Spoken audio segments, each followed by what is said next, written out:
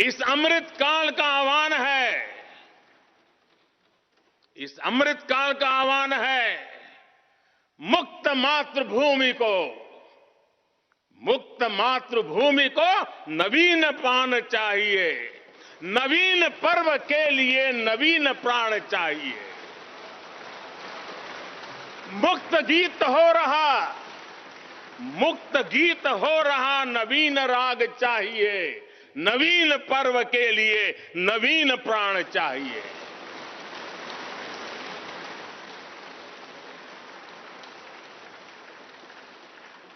और इसलिए भारत के भविष्य को उज्जवल बनाने वाली इस कार्यस्थली को भी उतना ही नवीन होना चाहिए,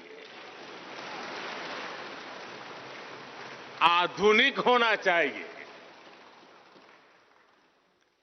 साथियों, एक समय था जब भारत दुनिया के सबसे समृद्ध और वैभवशाली राष्ट्रों में गिना जाता था।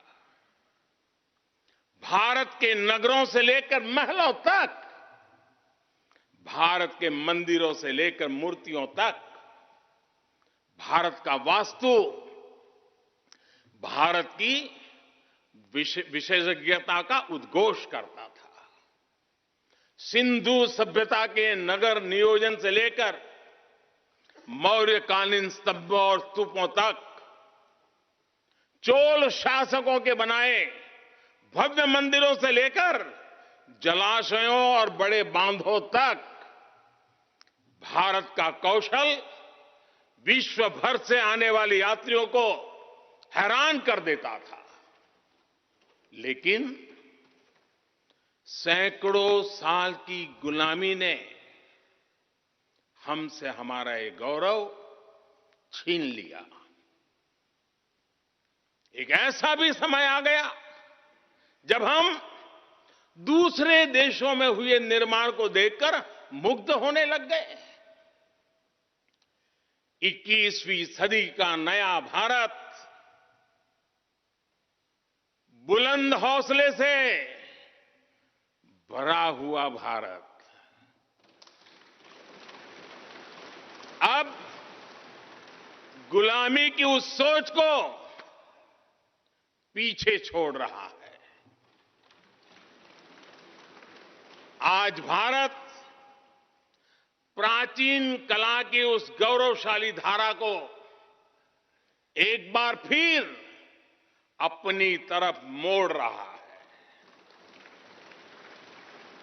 और संसद की ये नई इमारत इस प्रयास का जीवंत प्रतीक बनी है।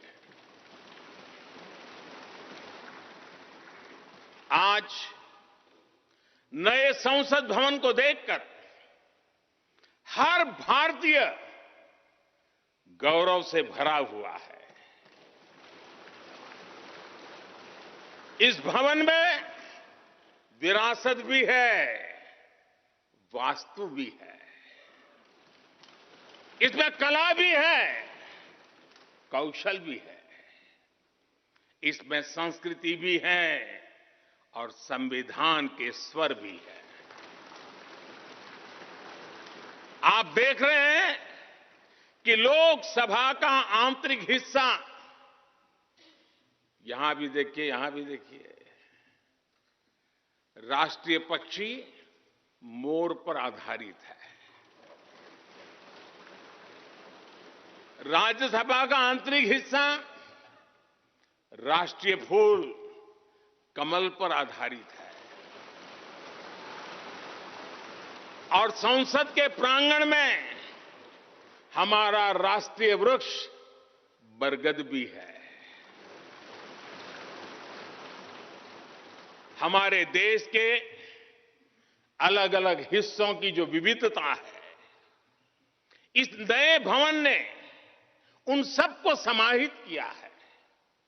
इसमें राजस्थान से लाए गए ग्रेनाइट और बलुआ पत्थर लगाए गए हैं। ये जो लकड़ी का काम आप देख रहे हैं ना, वो महाराष्ट्र से आई है।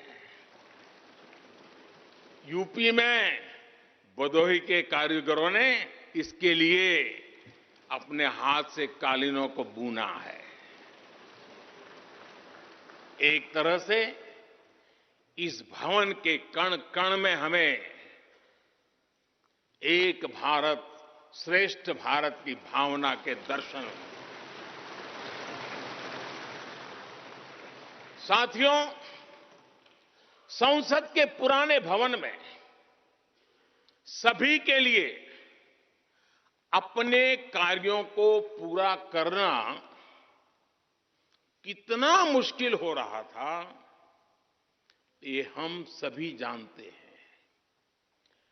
टेक्नोलॉजी से जुड़ी समस्याएं थी, बैठने की जगह से जुड़ी चुनौती थी। इसलिए ही बीते 1.5-2 दशकों से ये चर्चा लगातार हो रही थी कि देश को एक नए संसद भवन की आवश्यकता है।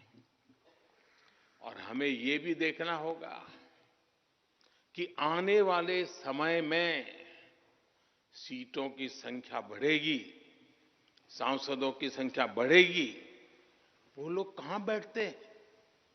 और इसलिए ये समय की मांग थी कि संसद की नई इमारत का निर्माण किया जाए। और मुझे खुशी है कि भव्य इमारत आधुनिक सुविधाओं से पूरी तरह लैस है।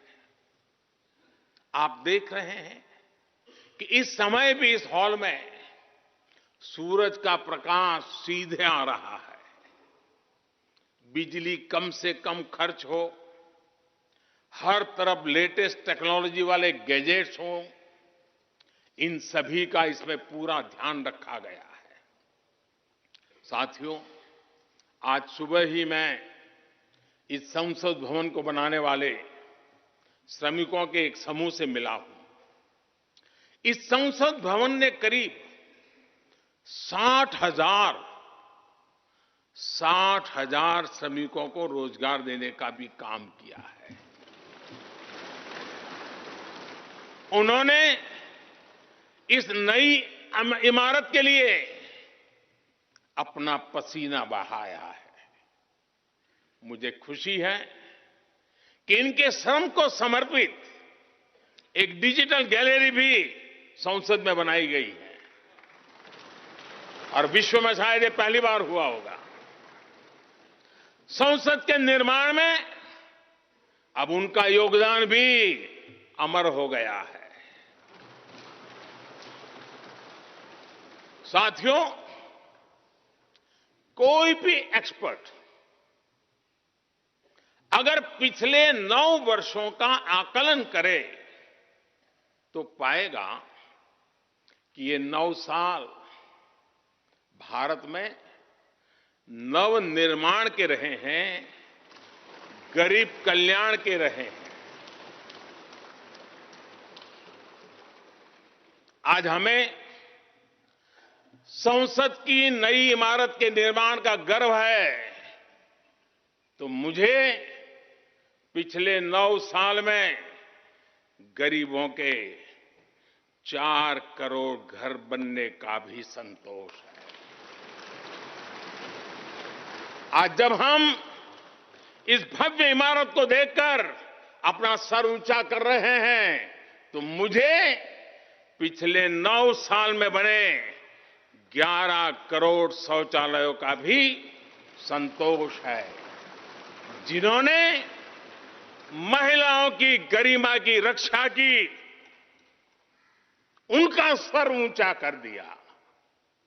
आज जब हम इस संसद भवन में सुविधाओं की बात कर रहे हैं, तो मुझे संतोष है कि पिछले 9 साल में हमने गांवों को जोड़ने के लिए 4 लाख किलोमीटर से भी ज्यादा सड़कों का निर्माण किया। आज जब हम इस इको फ्रेंडली इमारत को देखकर खुश हैं, तो मुझे संतोष है कि हमने पानी की एक एक बूंद बचाने के लिए 50,000 से ज्यादा अमृत सरोवरों का निर्माण किया है। आज जब हम इस नए संसद भवन की लोकसभा और राज्यसभा को देखकर उत्सव मना रहे हैं तो मुझे संतोष है कि हमने देश में 30,000 से ज्यादा नए पंचायत भवन भी बनाए हैं। यानी पंचायत भवन से लेकर संसद भवन तक हमारी निष्ठा एक ही है, हमारी प्रेरणा एक रही। देश का विकास, देश के लोगों का विकास।